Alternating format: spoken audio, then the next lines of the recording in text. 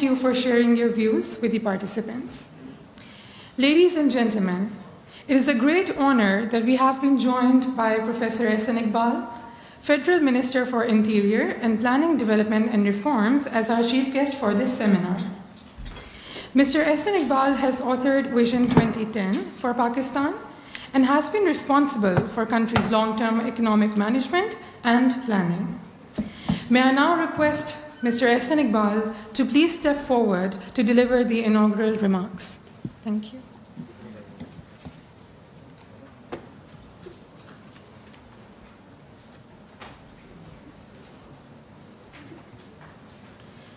Bismillah ar-Rahman ar-Rahim. Honorable Ambassador Yao Jing, Ambassador of People's Republic of China, Dr. Abid Saleri, Executive Director, STPI, members of Board of Governors of STPI, distinguished guests, ladies and gentlemen, and dear students. First of all, I would like to thank STPI for giving me this opportunity to speak at the inaugural session of a seminar on a very important subject, 5 years of CPEC, a story of success and opportunities. CPEC indeed is one of the biggest success stories we have had in our history. Today, CPEC probably is Pakistan's biggest brand globally. In terms of global attractiveness, Pakistan has never become center of global attention in positive way as it has become through the prism of CPEC. Today, when you meet leaders in European Union, they all want to know how they can find opportunities to work with Pakistan under CPEC. When you meet leadership from Central Asia, the entire Central Asian leadership wants to work with Pakistan and join CPEC. When you go to Middle East, there is no country that is not desirous of working with Pakistan on CPEC. You go to East Asia, from Japan to Korea, every country wants to become partner with Pakistan to work with CPEC. You go to United States, you hear great interest what Pakistan is doing in CPEC. You go to think tanks in Canada, you have reports on CPEC. You go to European Union think tank, they are doing research on CPEC and its implications. You go to universities in Australia, they are doing research on CPEC. So CPEC has become a global brand for Pakistan and China friendship. This is a great opportunity, and we have to take advantage of this opportunity. I always repeat, and I will again repeat, there are some lessons we have to learn as a nation. 21st century is not a century of politics. 21st century is a century of economic ideologies. Which country can produce more wealth? Which country can distribute this wealth in an inclusive manner for a sustained development and growth? And which country learns the art of producing wealth being globally competitive? And what is competitiveness? It is a function of an economy to be more productive, to be better producer of quality, and to be better deliverer of innovation. Now, these are the new pillars of strength and new pillars of success for any economy. We have also launched an initiative which we call PQI. productivity, quality and innovation, how to make Pakistan globally competitive. But unfortunately, we are pitched against another PQI that is not getting clear out of our body politics. I thought in 2002, we were done with creation of patriot groups, Q leagues, and Islamic fronts. But we still see that we have another PQI, that is Patriot Group, Q League, and Islamic fronts being recreated. What has happened in Balochistan is another recreation of new Q League production. What has happened in South Punjab is another recreation and reproduction of Patriot Group politics.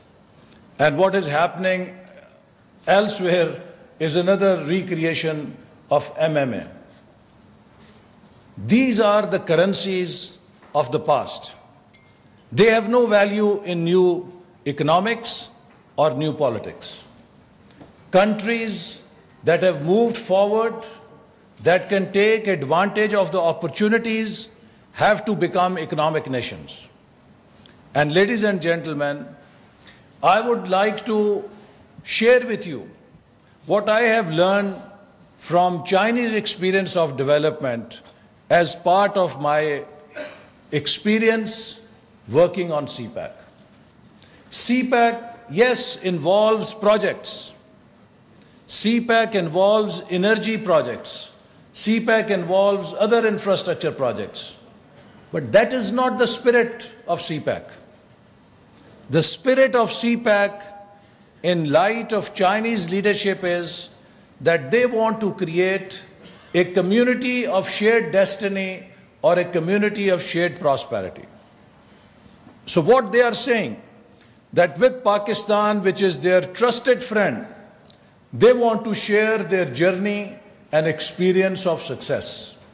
And they want to see Pakistan as successful as China. They want to see Pakistan become prosperous like China has become prosperous. Now, prosperity and economic development does not happen with only infrastructure projects. Development is a very complex system. Development entails a certain ecosystem. If that ecosystem does not exist, if you don't have the right environment, no matter what are your policies, no matter who are your technocrats, everyone will fail. Because in the absence of an enabling environment, nothing will work. In 1980, Pakistan's per capita income was $300.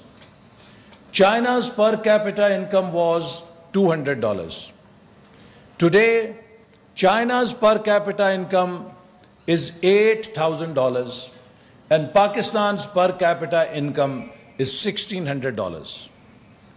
So we must try to understand what is it that China did right and what is it that we did wrong. If you look at the history of China, in 1978, a leader emerged on the landscape of China who gave people of China a new vision.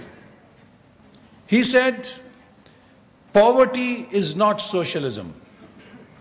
To be rich is glorious. He changed the meaning of politics in China. He said, ideology means nothing if it does not bring prosperity to people. And in the process, he said, it does not matter whether cat is black or white as long as it catches the mice. And he gave a new vision to people of China that we must pursue with singular focus the path of economic prosperity, the path of economic strength.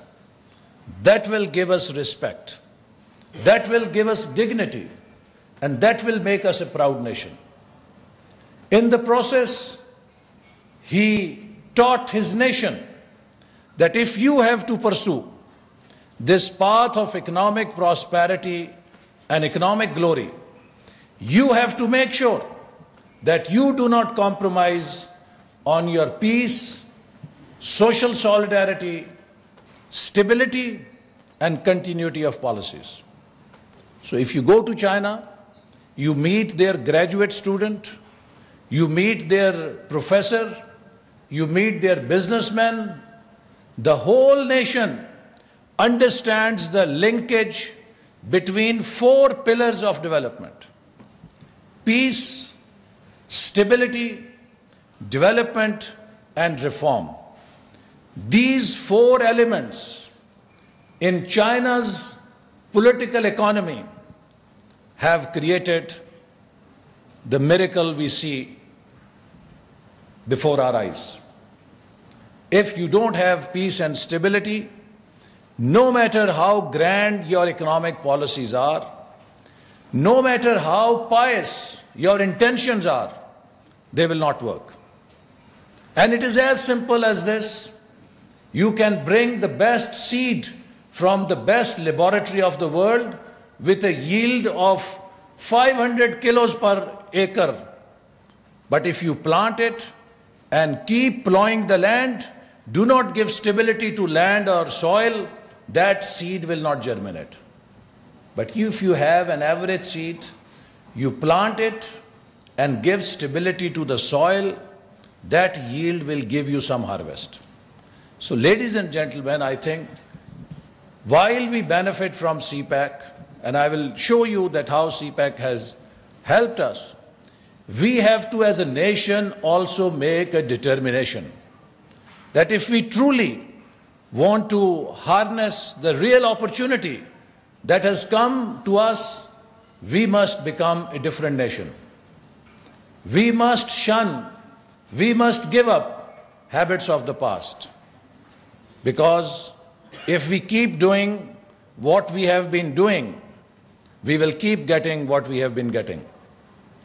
And if we want to stop getting what we are getting, we have to stop doing what we are doing.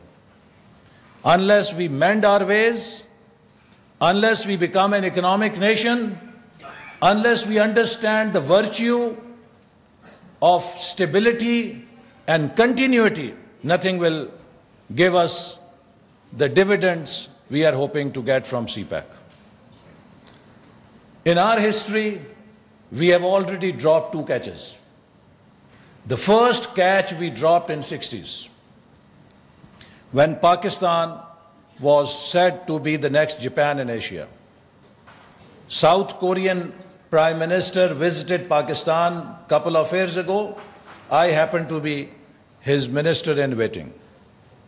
And it was a shame that in every meeting, he would start his conversation by acknowledging that how people of Korea are so indebted to Pakistan and people of Pakistan that people of Pakistan extended them great economic help after Korean War. And look where Korea is and where we are today. What happened? In 1965, we ventured into 1965 war.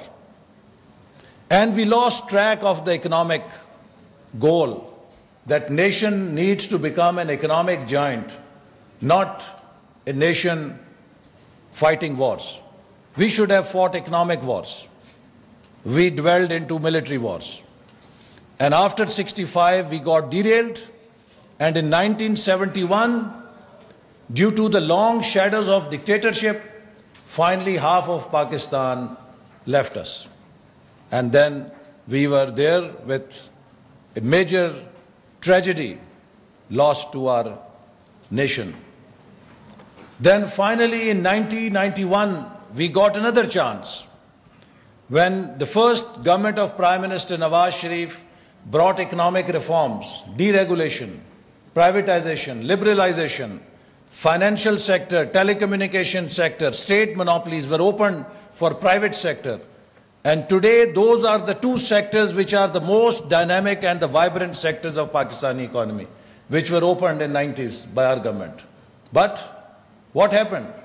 Pakistan was thrown into a perpetual political instability cycle with every government being dismissed in 2 years. No government was allowed to complete tenure. India borrowed our economic reforms. In 92, after we introduced them, Mr. Narasimha Rao was the Prime Minister and Mr. Manmohan Singh was his Finance Minister. And Mr. Sartaj Aziz is here in the town, and he will tell you that how Mr. Manmohan Singh asked him to give him the copies of the SROs of all reforms which Pakistan had introduced. And that was the time that India was at a point that it sold its gold reserves for a bailout. It was almost bankrupt.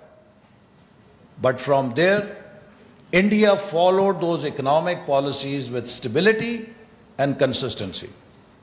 And in 2000, it overtook us. Then Bangladesh borrowed the same policies from India and followed those policies with stability and continuity. And in 2013, Bangladesh overtook us in exports. And now what are we waiting for? Even Afghanistan has learned the lesson of stability. Mr. Karzai completed 6-year term, and now Mr. Ashraf Ghani is also completing 6-year term. Isn't this a pity that in Pakistan, from Liaquat Ali Khan till today, we have not been able to produce a single Prime Minister who has completed a 5-year term? What's wrong with us? Do we have a manufacturing defect? Is there something wrong with our people? Is Pakistani politics more corrupt than Indian politics? Is Pakistani politics more criminal than Indian politics? Are we more corrupt or criminal than Bangladesh politics? We are a normal nation. If democracy can work in India and Bangladesh, democracy can also work in Pakistan.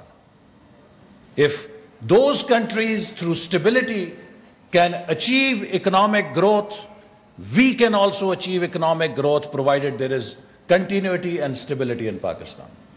So therefore, ladies and gentlemen, to me, after putting in 30 years of my experience, I think the defining moment for Pakistan is not how much foreign direct investment we are able to attract.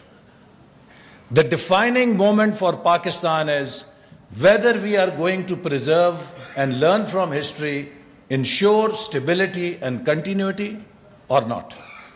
If we continue to be politically unstable nation, if we continue to play T10 and T20 cricket, there is no place in development for countries that play T10 and T20 cricket, because development is a test match cricket. You need to have a temperament of test match, patience, perseverance, stability. You have to build your innings. ये नहीं है कि you have to play every ball out या छक्का. You have to build your innings. And that is what I think Pakistan needs. This is now the third opportunity. We dropped 2 catches, 60s and 90s. If we drop this catch, history will never forgive us. So therefore, it is for the people of Pakistan to make a choice that we will not let anyone disturb stability and consistency in our policies. We will pursue path of peace and stability so that we can really reap benefits and take dividends of the great project that our most trusted brotherly country, China, has given us. In 2013, look, where was Pakistan?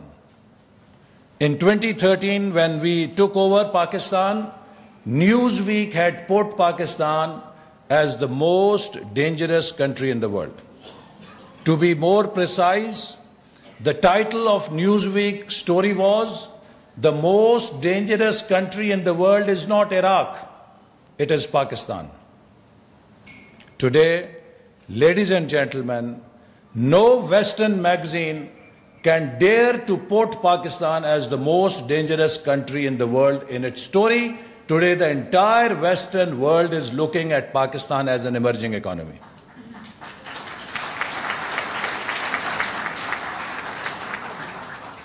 In 2013, the country was suffering from such acute energy crisis that for 18 to 20 hours, we did not have electricity. The whole industry was shut down. The unemployed workers were almost burning the electricity offices, and there was a complete breakdown. And pundits were projecting that Pakistan is at the verge of a civil war due to energy crisis. At homes, people were forced to burn candles to get light in the evening. And one of the international magazines put headline that Pakistan is back in Stone Ages. Tell me, which international media can dare to put a headline that Pakistan is in Stone Age today? Where there was no electricity for 18 to 20 hours, today we have electricity for 18 to 20 hours. There is a turnaround. The country's economy had stagnated at 3% for almost 5 years. If you look at the average of Pakistan GDP from 2008 to 2012-13, it was 3%. And there was a term in economics literature for India in 70s and 80s. Economists used to call Indian slow growth rate of 2%, 3% Hindu growth rate. This was the name given by economists to slow growth of India. By 2010, some economists had coined Urdu growth rate, slow growth term for Pakistani economy. Today, Pakistan economy has posted 5.8% growth rate, which is highest in last 13 years. We are on revival. So the point is, when Pakistan is turning around, we also need a new psychology of development. Ladies and gentlemen, it is an approach in life.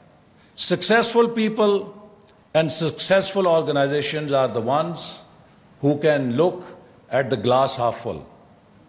There is always glass half empty, and there is always glass half full. We are a developing country. We do not face any problem that any other country like us is not facing. There are same sets of issues in India, in Bangladesh, in Sri Lanka, in other countries which are in the same group as ours. All developing countries have more problems and less resources. But as they develop, their resources increase and their problems shrink. So you have to move organically. You cannot move mechanically or electrically, that you switch on the light and everything will be bright. It is a march, it is a journey, constant journey, and slowly and gradually you overcome your difficulties. But in doing so, you have to have hope and you have to have positive thinking and belief in yourself. And I always say, when you go to buy pharmacy, a medicine at the pharmacy, you have this package which says Tylenol, Panadol, it relieves pain and fever. And when you open the package, you find that there is a very fine print paper folded like a taweez. And when you open it, you cannot even read it with your eyes. You have to use glasses or maybe a magnifying glass. And that paper has all the side effects of that medicine. The side effects are never written. All the Satyanas and Beda Garg story is written on that piece of paper. It is not put on the main label. So either you can see Pakistan, that Pakistan is all Satyanas and Bedagark, or you can see at Pakistan that Pakistan is a rising Pakistan. That is the choice we have to make.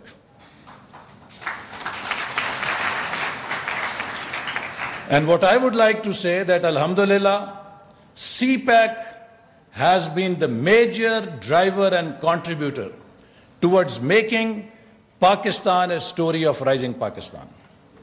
Because in 2013, no one was willing to invest even $10 in Pakistan.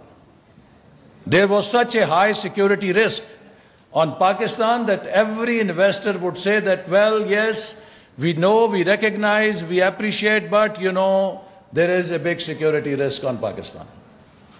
It is only the time-tested friendship, all-weather friendship of Pakistan and China that we had Chinese leadership who stood with us, who invited Prime Minister Nawaz Sharif to come to China as soon as you take office, and we'll chalk out a new future for our relations. And 5th of July 2013, we signed an MOU which was only a piece of paper, an intention that we will work together. But within 1 year, that piece of paper, because of the strong political support on both sides, was translated into an understanding of $46 billion of investment in Pakistan. And President Xi, who was supposed to come in September 2014, had to postpone his visit because of some political crisis in our country.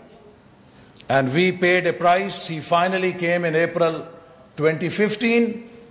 And when he launched CPEC with MOUs of $46 billion, Wall Street Journal carried almost a 4-column story that China invests $46 billion in Pakistan. BBC said that CPEC has become game changer for Pakistan. Now that is the new identity that CPEC gave to Pakistan. We could not achieve even by spending millions of dollars in publicity campaign. Because once China decided that they are coming to Pakistan as a strategic partner, the difference was the world which looked at Pakistan as a safe haven for extremist groups started looking at Pakistan as a safe haven for billions of dollars of Chinese investment. And that changed the profile. And not just it was a declaration, but within shortest possible time, we were able to execute and complete energy projects. It is a world record to complete 1,320 megawatt power coal plant in 20 months. It was done. So we have today energy plants in Sahiwal, in Port Qasim, Karachi, that are already contributing almost 2,400 megawatts of power. We have solar energy. We have wind energy, which is contributing to our national grid. And we have almost completed the coal mine in Thar coal fields, which will start producing local coal from our own coal mine probably next month. And the first power generation project will also start production of electricity from Thar end of this year or beginning of next year. Now, what CPEC has done, let me just show you 1 or 2 pictures or glimpses of what CPEC means to Pakistan. In Thar, Pakistan has a coal reserve whose energy equivalence is equivalent to Saudi Arabia and Iran oil. And this coal deposit is enough to produce 5,000 megawatts of energy for almost 400 years. For 70 years, we could not tap into this gold which was in our territory in shape of coal. It was CPEC which provided financing. It was CPEC that enabled that project which was lying in files and shelves for decades to actualize and to become reality. And today in Thar, the poorest and the most underdeveloped of Sindh, there is a new revolution, socio-economic revolution that is happening. The people's life is changing. The women there are today coming and contributing in those projects. I met from Thar lady engineer, an engineer who was a lady from the area. While she was working on the design and engineering side, I also met Thar women who were driving dumper trucks 100 meters deep below into the mine along with the male drivers. So this is a transformation that is happening there. So Thar today is Pakistan's major energy source because of CPEC. Gwadar Port. Gwadar Port is again a deep sea port that was there with Pakistan for 70 years, and it could not be channelized because of the political instability. And if I give you history of Gwadar Port, you will be amazed that first time Gwadar Port work was started in 92 under Nawaz Sharif government when Karachi Port Trust was asked to design feasibility and develop proposal. The government was dismissed in 93. In 97, the government again came back. It started work on this. In 98, I was Deputy Chairman Planning Commission. We passed the PC1 of Gwadar Port from CDWP. In 99, ECNEC approved the PC1 and awarded contract to a Chinese company. And in 99, the government was dismissed again. Again, the whole plan got delayed. And finally, in 2002, it started again, and it was, again awarded and finished probably in 2004. And in 2007, the project was awarded to a Singapore company. For 5 years, Singapore company did not do anything. Then in 2013, it was again handed over to Chinese company.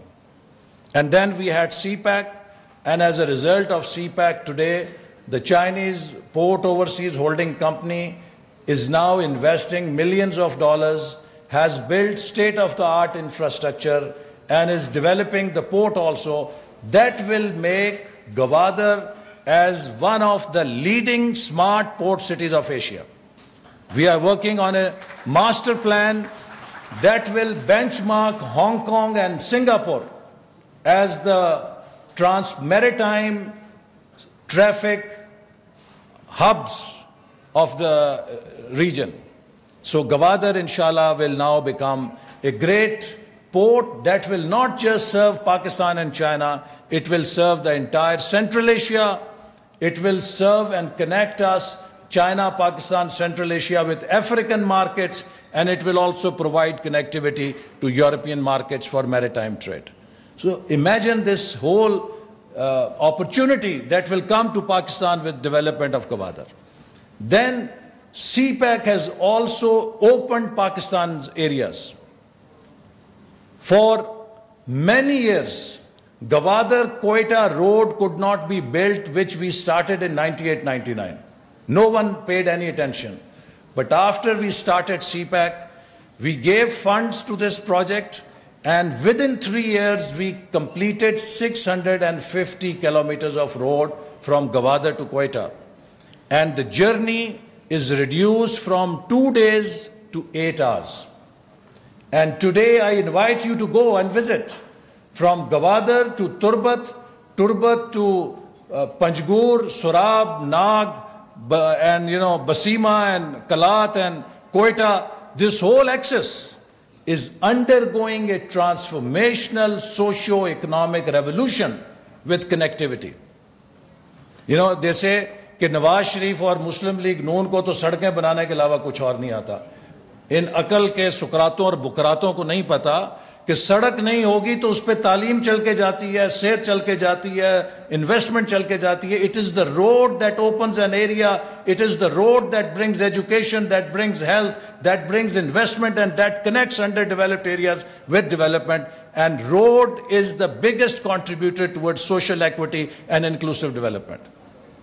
This is fundamental principle of development. This is how China did, this is how Malaysia did, this is how Korea did. We are not doing something new.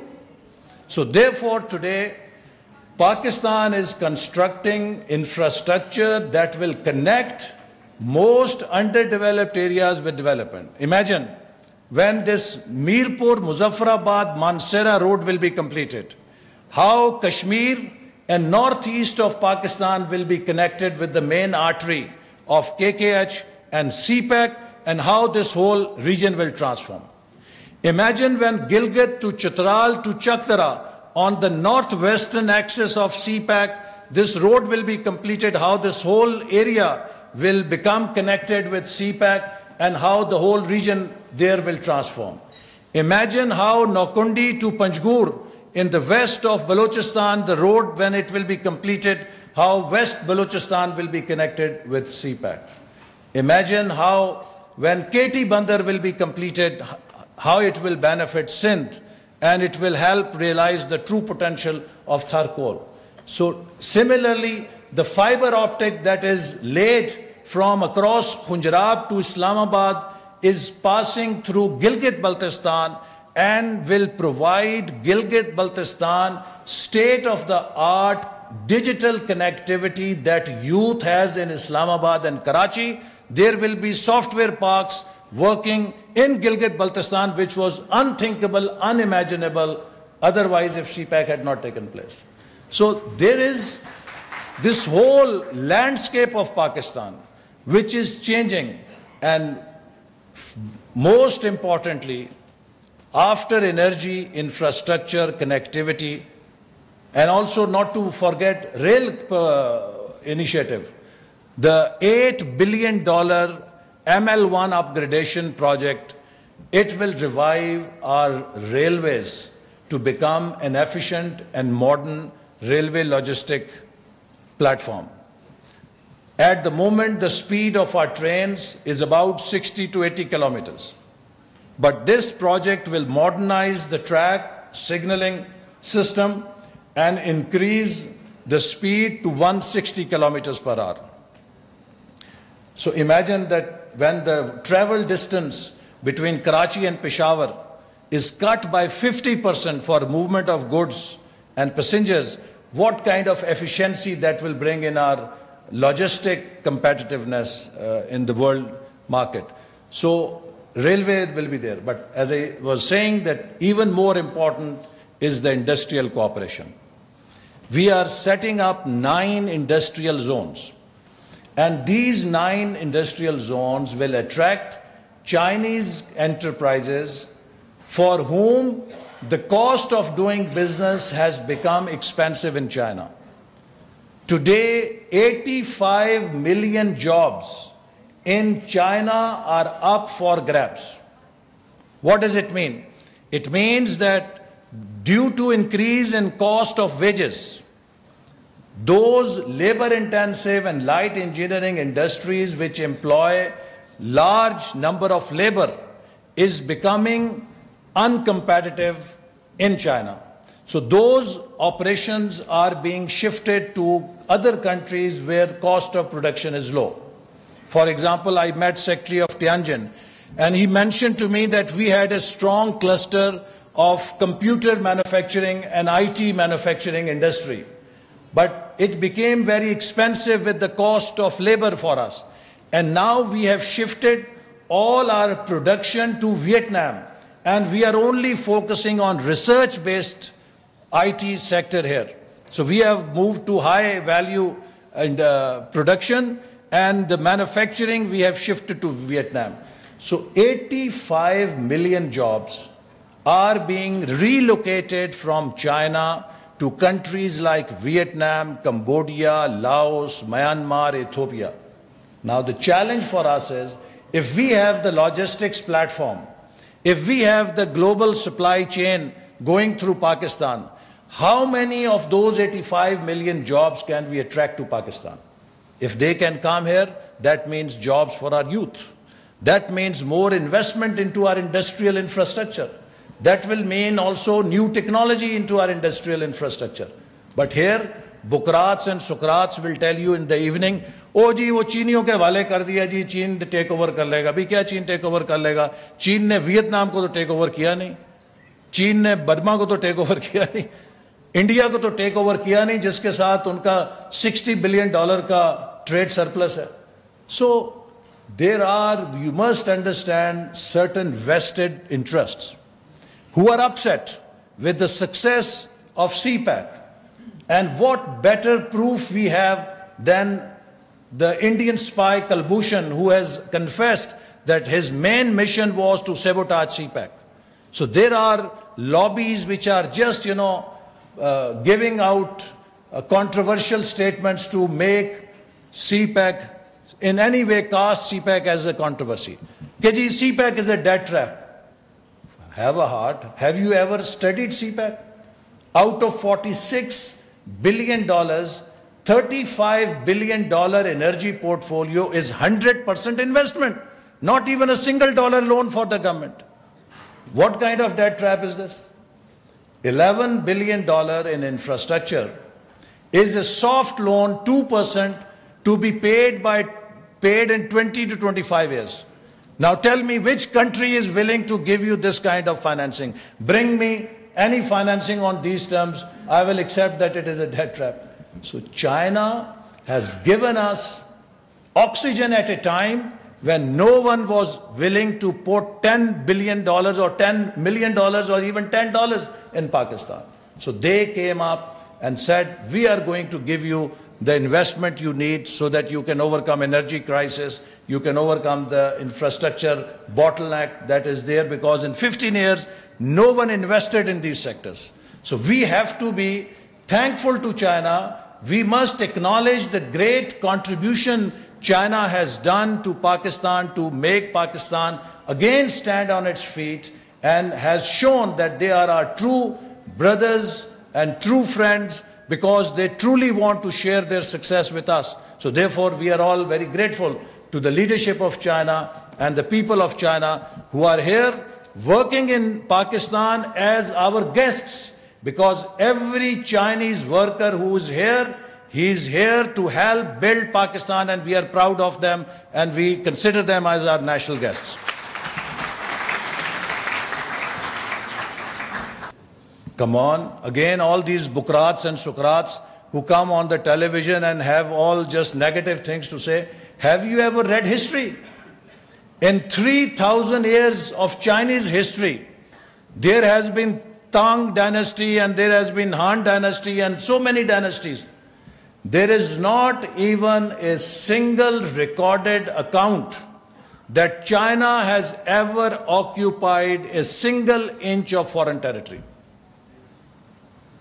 You look at America, you look at UK, you look at France, you look at Germany, you look at Holland, you look at Spain, you look at our history. Every civilization, every country which got power showed expansionist tendency. They occupied foreign territories. China has never gone outside its own mainland China. So if they have not done it in 3,000 years, why will they do now? Besides, China sees Pakistan as a strategic ally.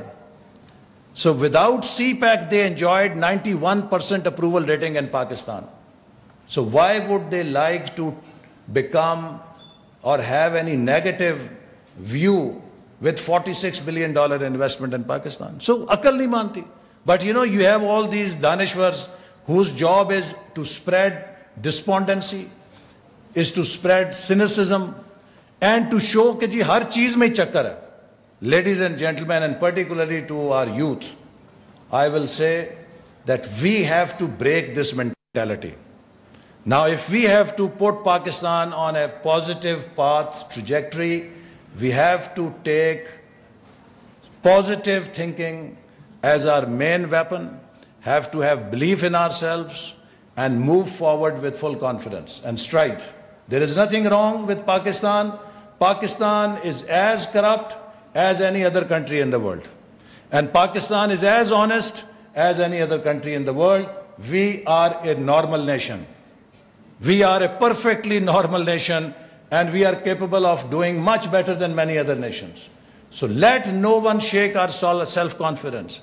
And today we hear people making all sorts of political statements from different institutions. May I respectfully say, I am sometimes at pain because ہم یہاں پہ ہر کوئی نہیں آیا کسی اپنے personal ایجنڈے پہ. ہمارے اندر بھی اتنا ہی پاکستان دھڑکتا ہے جتنا کسی اور کے دل میں دھڑکتا ہے, جتنا کسی فوجی کے دل میں دھڑکتا ہے, جتنا کسی جج کے دل میں دھڑکتا ہے, اتنا ہی پاکستان ایک سیاستدان کے دل میں بھی دھڑکتا ہے. یہ مذاق ہے کہ یہاں پہ ہم نے ہر وقت ایک کھیل بنا لیا ہے کہ لوگوں کو تذلیل کی جائے. 30 years ago, I came back to this country with great opportunities. MBA Wharton جو ہے وہ کر کے کوئی نہیں آتا پاکستان, فارچون کھل جاتی ہے باہر. Alhamdulillah, we have served this country with dignity. And look, the Chief Justice can sit on the bench. Ahsan Iqbal نے سفارش کے اوپر کسی وائس چانسلر کو لگا لیا. Mr. Chief Justice, have a heart. آپ کی توہین ہوتی ہے تو ہماری بھی توہین ہوتی ہے. You have no right کہ آپ لوگوں کو اس طرح نیم کالنگ کریں. You must issue me charge sheet. If you have evidence, produce it before me. لیکن enough is enough. اس ملک کو چلنے دیں. ہماری 5 سال کی محنت ہے. ہم نے اس ملک کو اٹھایا ہے. جہاں نیچے کھڑا تھا سب سے زیادہ خطرناک ملک تھا. آج الحمدللہ اس ملک میں امن ہے. اس ملک کے اندر انرجی کے 11,000 میگا واٹ کے پلانٹ مکمل ہوئے ہیں. 66 سالوں میں 18,000 میگا واٹ لگی تھی. ہم نے 4 سالوں میں 11,000 میگا واٹ کی ہے. اگر آپ اس حکومت کو شاباش نہیں دے سکتے تو آپ کو یہ حق بھی نہیں ہے کہ آپ ہم پہ روزانہ تعزیے برسائیں اور ہم کو مجرم بنا کے عدالت کچہری کے اندر یا کسی کٹہرے میں کھڑا کریں. پاکستان کے عوام کی ہم نے دیانتداری سے خدمت کی ہے اور پاکستان کو دنیا کے سامنے سرخرو کیا. آج ساری دنیا پاکستان کو تسلیم کر رہی ہے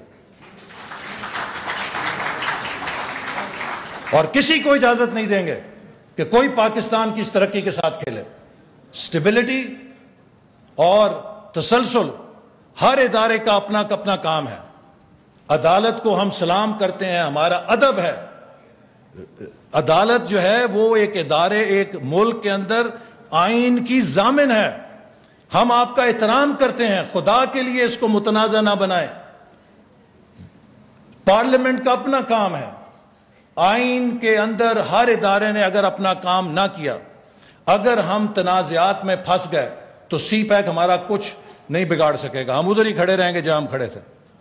اگر ہم نے سی پیک کا فائدہ لینا ہے تو ہمیں اس ملک کے نظام کو ہارمنی کے ساتھ چلانا ہے. اس ملک کو ہمیں یکجہتی کے ساتھ چلانا ہے. تو لہٰذا پاکستان کے ججز پہ, پاکستان کے جرنیلوں پہ, پاکستان کے سیاستدانوں پہ اور پاکستان کے میڈیا پہ بڑی ذمہ داری ہے کہ ایک دوسرے پہ آگ لگانے کی بجائے ہم سب ایک ٹیم بن کے پاکستان کو 21ویں صدی میں ایشیا کا ٹائگر بنانے کے لیے کام کریں. لیکن اگر ہم نے ٹانگیں کھینچی, ایک دوسرے کو برا بھلا کہا, تو پھر یہ ملک ایک ایسے دلدل میں پھنس جائے گا کہ اس سے چین چھوڑ کے شاید کوئی فرشتے بھی ہمیں نہیں نکال سکیں گے. تو let us not be our own enemies. Let us become an economic nation. Let us learn the virtue of harmony. Let us learn the virtue of teamwork. اور ایک یکجہتی کے ساتھ اپنے اپنے دائرے میں ایک دوسرے کا احترام کریں. ایک سمندر کا پانی اگر گندا ہے نا تو اس میں کوئی مچھلی صاف نہیں ہوتی. پھر اگر یہ پانی گدلا ہے تو پھر ہر مچھلی گندی ہے, اور اگر کوئی مچھلی صاف ہے تو پھر سارا پانی صاف ہے, سب مچھلیاں صاف ہیں. تو there are no exceptions کہ کوئی زیادہ شیطان ہے اور کوئی چھوٹا شیطان ہے. اگر ہم شیطان ہیں تو ہم سب ہی شیطان ہیں, اور اگر ہم فرشتے ہیں تو ہم سب ہی فرشتے ہیں. تو اس لیے ایک دوسرے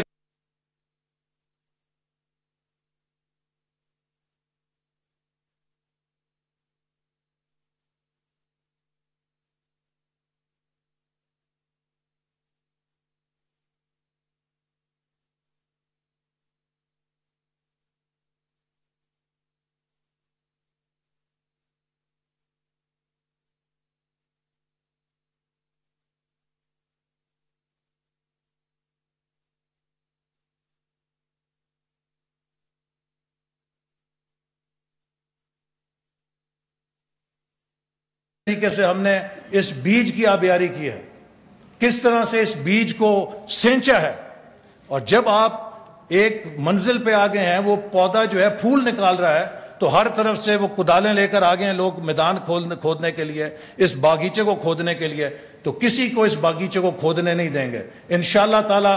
اپنی جان سے، اپنے لہو سے اس باغیچے کی حفاظت کریں گے، اور پاکستان کے ترقی کے اس مقدر کو کسی کو کریش لینڈ نہیں کرنے کی اجازت دیں گے۔ ایک دفعہ پھر ایس ڈی پی آئی کا بہت شکر گزار ہوں کہ انہوں نے یہ مذاکرہ کیا، اور پھر میں چین کے سفیر کا بہت دور ہوں کہ وہ آئے، اور چین جو کہ پاکستان کا دوست ہے قطع نظر کہ کیا ہے پاکستان میں، 1947 سے لے کے ایوب خان کا بھی چین دوست تھا، ضیاء الحق کا بھی چین دوست تھا، ذوالفقار علی بھٹو کا بھی چین دوست تھا، بے نظیر بھٹو کا بھی چین دوست تھا، نواز شریف کا بھی دوست تھا، شاہد خاقان عباسی کی حکومت میں بھی دوست تھا، اور جب بھی قیامت تک جو بھی پاکستان میں حکومت آئے گی، چین پاکستان کی دوستی میں کبھی کوئی فرق نہیں آئے گا، چونکہ یہ آل ویدر پارٹنرشپ ہے، یہ ہر موسم کے اندر دوستی نے اپنا امتحان پاس کیا ہے، اور اس کے لیے ہم چین کے عوام اور حکومت کو سلام پیش کرتے ہیں۔